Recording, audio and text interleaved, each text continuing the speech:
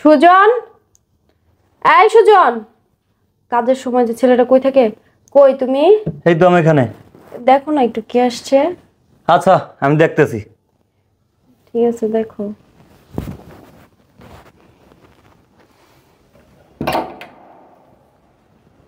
High. তুমি চলে আসছো?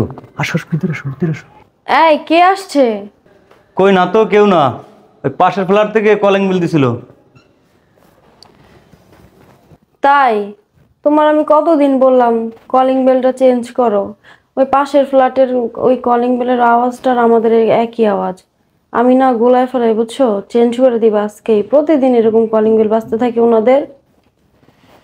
ঠিক আছে, তুমি কোনো চিন্তা করো না, সময় হলে ঠিকই কলিং বিলটা চেঞ্জ করবো।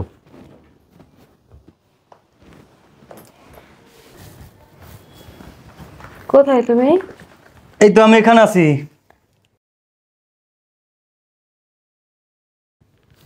এই কাজের ছেলেটা কোথায়? ও একটু বাইরে গেছে।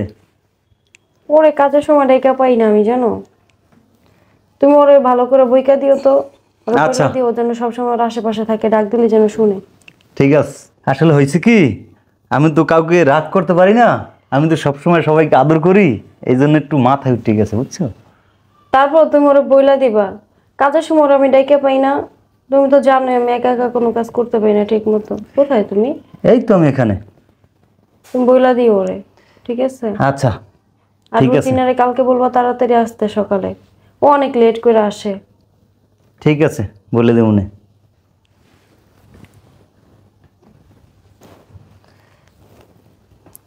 আচ্ছা বেবি, আমি একটু ওয়াশরুম থেকে আসি। ওয়াশরুমে যাবা? হ্যাঁ। আচ্ছা তাড়াতাড়ি এসো, হ্যাঁ? আচ্ছা ঠিক আছে। তোমার সাথে অনেক কথা আছে আমার। সুজন, আয় সুজন। ওকে এখন আসে নাই? স্যার, ম্যাডাম অন্ধ বলে আপনি ম্যাডামরে এইভাবে ঠকাইতেছেন? আসো বেবি।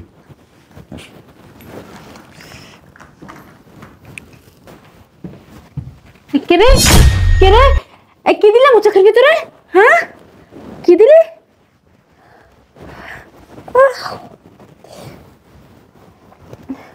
ও চোখের ভিতরে কে কি দিল? হ্যাঁ?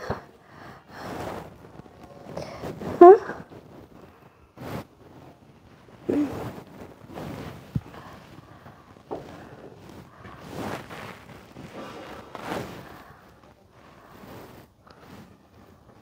হ্যাঁ?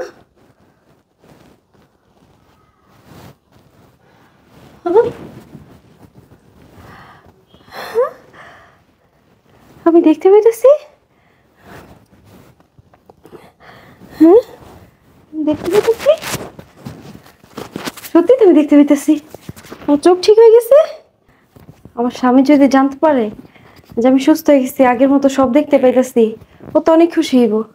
যাই, ওরে গিয়ে সারপ্রাইজটা দিই। তুমি তোমার এই অন্ধ বড় ডিভোর্স দাও না কেন? তুমি না বলছো আমাকে বিয়ে করবা? করবো তো, একটু ধৈর্য ধরো না। করবো, সবই করবো। হৃদয়,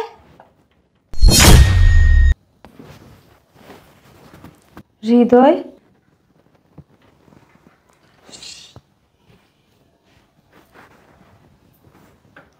হ্যাঁ বলো বেবি। তুমি বাসায় একটা মেয়ে মানুষই না নষ্টামি করতেছো। কি কি কি কি- কি বলো তুমি? তুমি না চোখে দেখতে পাও না? 1 মিনিট আগে পর্যন্ত আমি কিছুই দেখতে পাইনি, কিন্তু এখন আমি সব কিছু দেখতে পাই।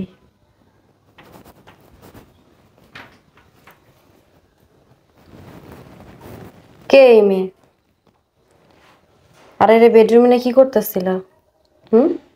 আমি অন্ধ, চোখে দেখতে পাই না, এই সুযোগে মেয়ে মানুষই না নষ্টামি করো? ভাবনা, আমার ভুল হয়ে গেছে। কি হয়ে গেছে? ভুল হয়ে গেছে। ভুল হয়ে গেছে?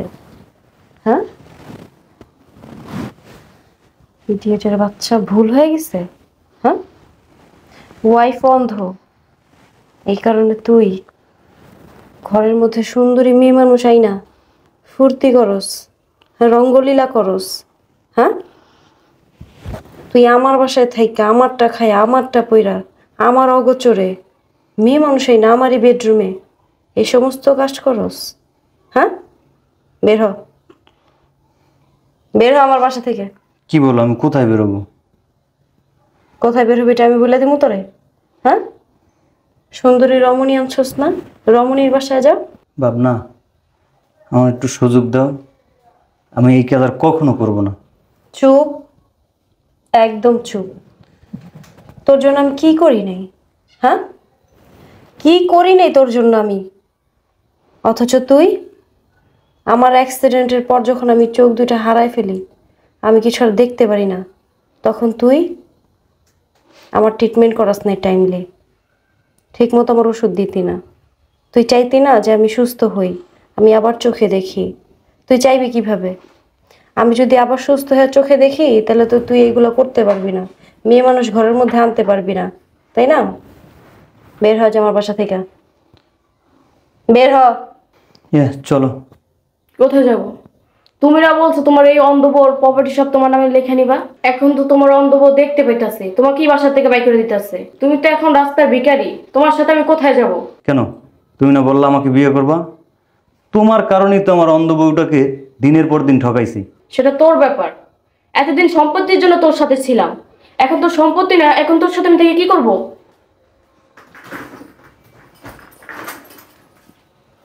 আপনি দাঁড়াইছেন কেন? দেখো, আমি ভুল করছি, আর ভুল করব না। তুই বেরো আমার বাসা থেকে, বেরো।